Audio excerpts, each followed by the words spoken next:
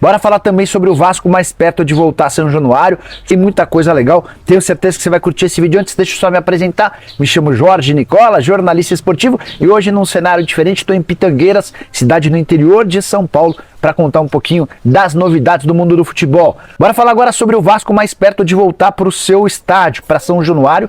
Vasco que não consegue atuar por lá 76 dias.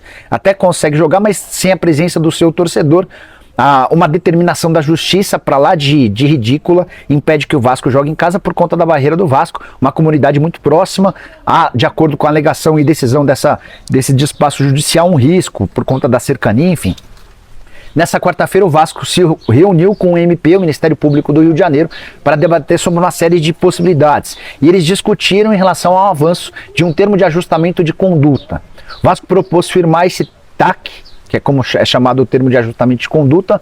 Vai haver uma reunião na próxima semana, onde uma série de regras vão ser criadas para tentar diminuir os riscos do torcedor que for a São Januário. E a tendência, pelo menos é isso que o Vasco pensa, é de que em breve o torcedor possa voltar ao seu estádio. O Vasco briga de forma muito forte para fugir da zona do rebaixamento e para estar de volta ao lado do seu torcedor. Clássico contra o Fluminense, por exemplo, está marcado por Onilton Santos.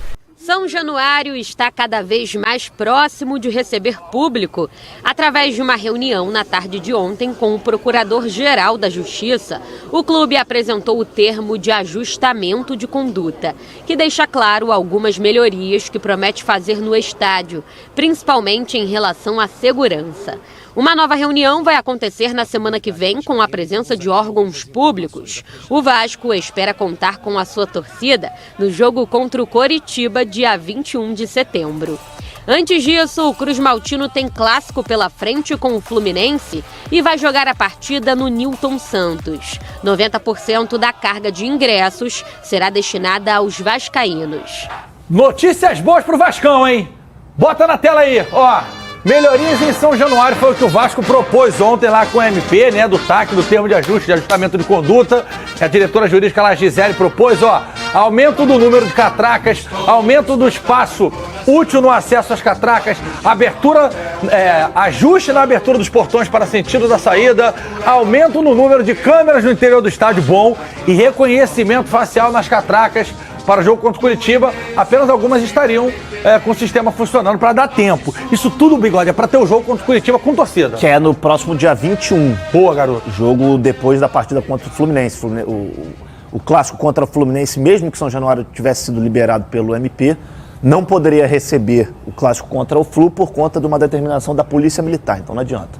Então, a gente torce para que isso aconteça, que no dia 21 o Vasco possa voltar a jogar em São Januário, ao lado do seu torcedor e com uma vitória, né? Mas eu acho que se o Vasco fizer, todo mundo vai ter que fazer. Tomara. Se o Vasco fizer, o povo tem que fazer também. Claro, o Vasco, então. Eu também acho. Também acho. Porque o reconhecimento facial é fundamental, tá? Sem dúvida. E hoje são poucos os estádios que tem no Brasil. Aqui no Rio, nenhum. Rapaz, é bizarro. Tu acha que não funciona? Botaram lá no condomínio. Tem um portãozão na frente. Quando você chega perto, o bagulho te pega lá do céu e já sabe que é você e abre.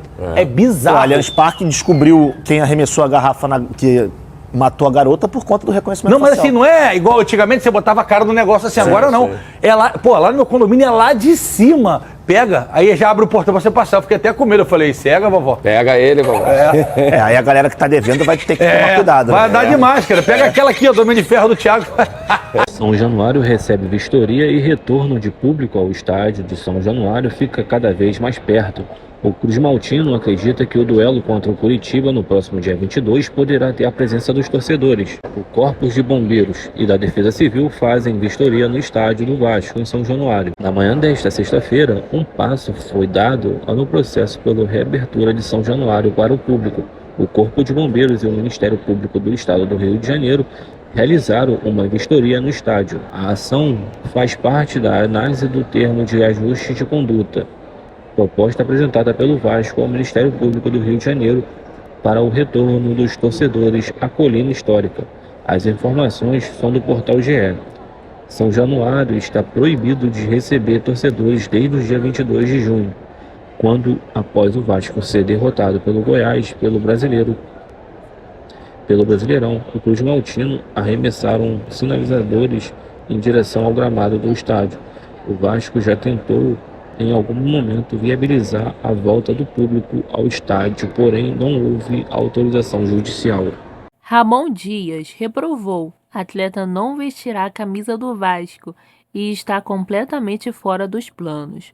O treinador tem avaliado alguns atletas do atual elenco do Vasco e faz algumas considerações para a diretoria. O Vasco vive um bom momento na temporada, desde a chegada do técnico Ramon Dias, que arrumou o time de São Januário.